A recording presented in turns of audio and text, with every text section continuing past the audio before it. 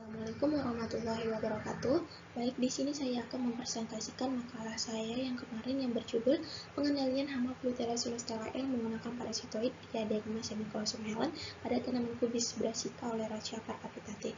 Nah, untuk terlebih dahulu saya akan memperkenalkan diri. Nama Mutiara Risma, NIM 202102134 dari kelas Agroteknologi A dan dengan mata kuliah Bahasa Indonesia. Tentang latar belakang. Kubis atau nama ilmiah Brassica oleracea percapitata merupakan tanaman kubis yang bisa dibudidayakan secara monokultur maupun polikultur atau tumpang sari. Salah satu OPT utama yang menyerang tanaman kubis adalah ulat Pluteras celestella R, di mana ulat ini menyerang habis tanaman kubis hingga menyisakan tulang daunnya saja. Sehingga kita perlu konsep pengendalian hama terpadu untuk meminimalisir banyaknya ulat dari Pluteras celestella L menggunakan agen hayati, yaitu menggunakan parasitoid Diadema semiclossum Helen. Rumusan masalahnya yang pertama, apakah menggunakan parasitoid semiclossum dapat menekan jumlah penyebaran hama Celestella pada tanaman kubis? Yang kedua, apakah penggunaan konsep pengendalian hama terpadu atau PHT menggunakan parasitoid semiclossum dapat kita jadikan acuan dalam pengendalian hama pada tanaman kubis?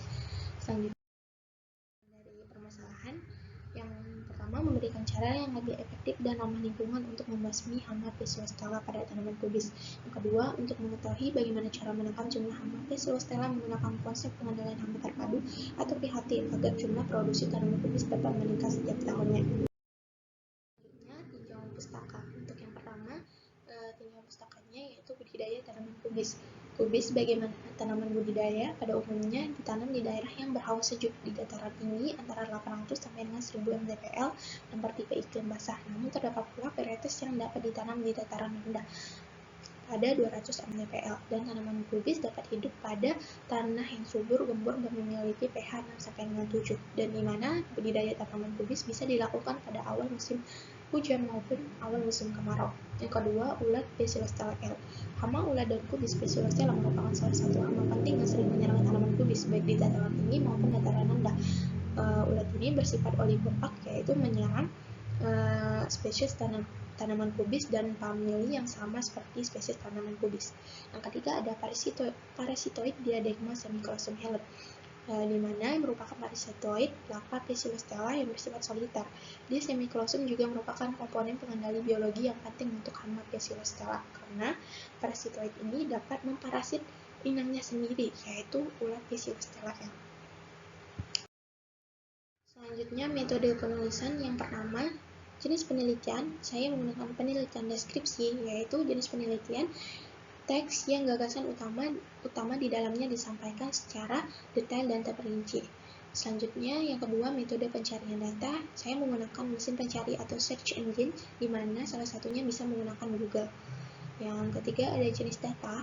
Saya menggunakan data sekunder, di mana data yang sudah diolah terlebih dahulu dan baru didapatkan oleh peneliti dari sumber lain sebagaimana tambahan informasi. Yang keempat, metode analisis sintetis, metode deskripsi, di mana sebagai prosedur pemecahan masalah yang diselidiki dan dengan menggunakan keadaan subjek maupun objek dalam penelitian.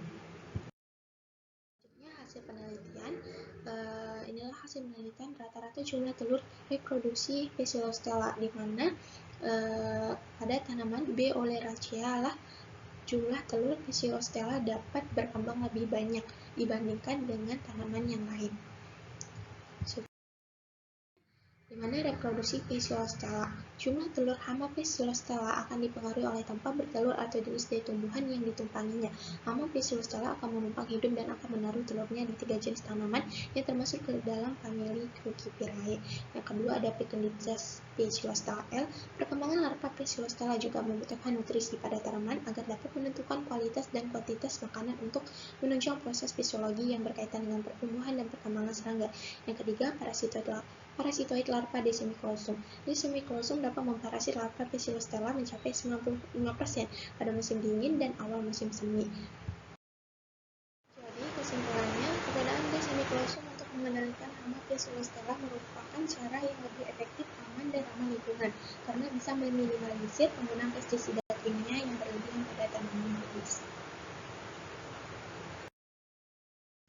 Sekian dan terima kasih. Apabila ada kesalahan dari saya, mohon dimaafkan. Wabillahi taufiq wal hidayah. Wassalamualaikum warahmatullahi wabarakatuh.